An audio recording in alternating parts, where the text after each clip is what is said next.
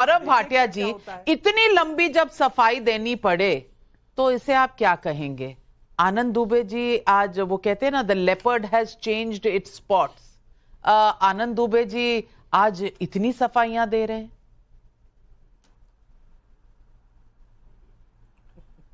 A fake circus leopard is trying to change its spot.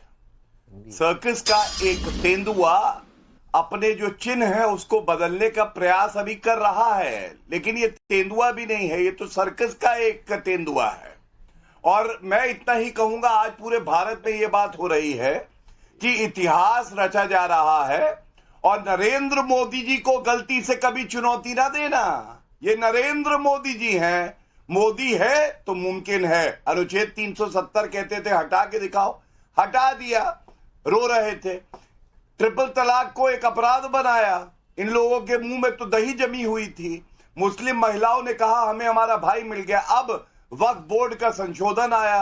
आप याद करिए, संजय सिंह आम आदमी पार्टी के कह रहे थे अगर ये सरकार वक्फ बिल लाई तो सरकार गिर जाएगी। और आज मैं अर्ज करता हूं, ना मैं गिरा ना मेरी उम्मीदों के मीनार गिरे, लेकिन मुझे गिराने में कई लोग 100 बार गिरे, जिसमें राहुल गांधी, अखिलेश यादव, उद्धव ठाकरे और साथ में संजय सिंह सब आते हैं।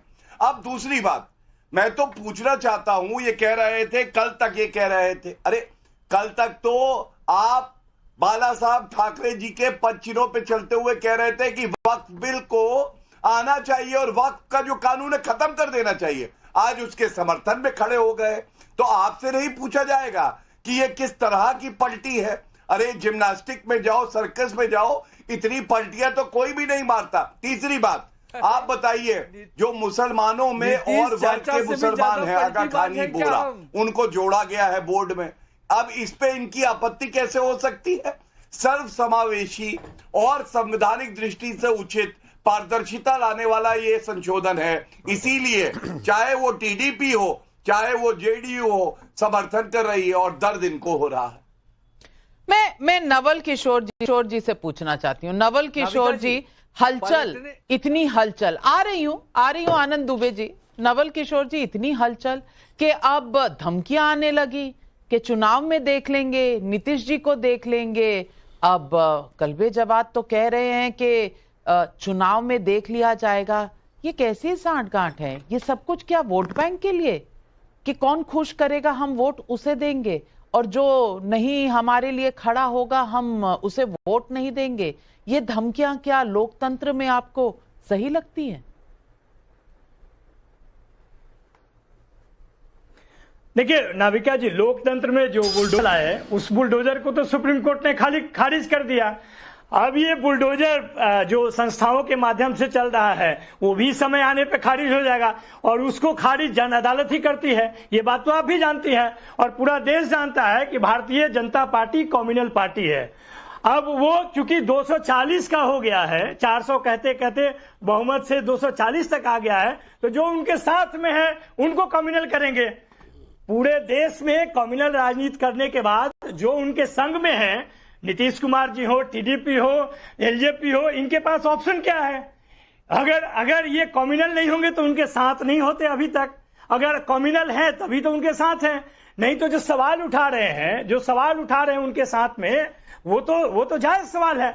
संविधान की जो मूल ढांचा है, पहले संविधान बदलने चले थे, संविधान बोले थे कि 400 आएगा तो संविधान बदल देंगे। जब नहीं आया तो इन कम्युनल साथियों के साथ जो नए नए कम्युनल बन रहे हैं, कंफर्म हो रहे हैं, पलटू से जो लोग हैं वो आज के डेट में यह कोशिश कर रहे हैं कि संविधान के मूल ढांचा को धीरे धीरे तोड़ा जाए, डाइवर्सिटी को बर्बाद किया जाए, रिलीजियस डाइवर्सिटी को बर्बाद किया जाए। जमीनों से डाइवर्सिटी कैसे बर्बाद हो जाती है भैया? अरे मुझे समझा दीजिए ना नवल जी, जमीनों की मैनेजमेंट से डाइवर्सिटी बर्बाद हो जाती है।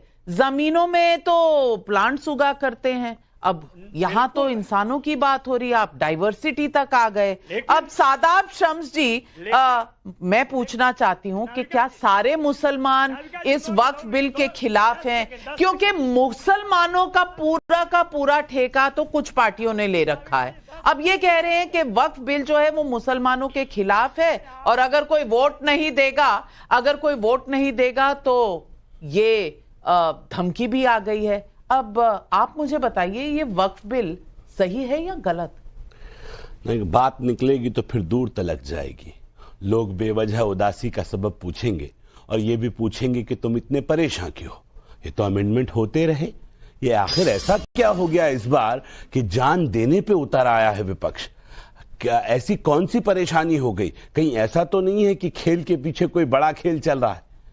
मुझे ऐसा लगता है कि जो वक्फ था, वक्फ गरीबों के लिए था, लेकिन वक्फ के ऊपर जिस तरह से माफिया राज आया और वक्फ में एक लूट मची, ये बेस जिस बारे में बार बार कहा जाता है कि वक्फ ये मुसलमान हैं और मुसलमान चारों तरफ से आते हैं जो विरोध कर रहे हैं आज की डेट में, ये विरोधी कौन है? क्या ये मुसलमान हैं?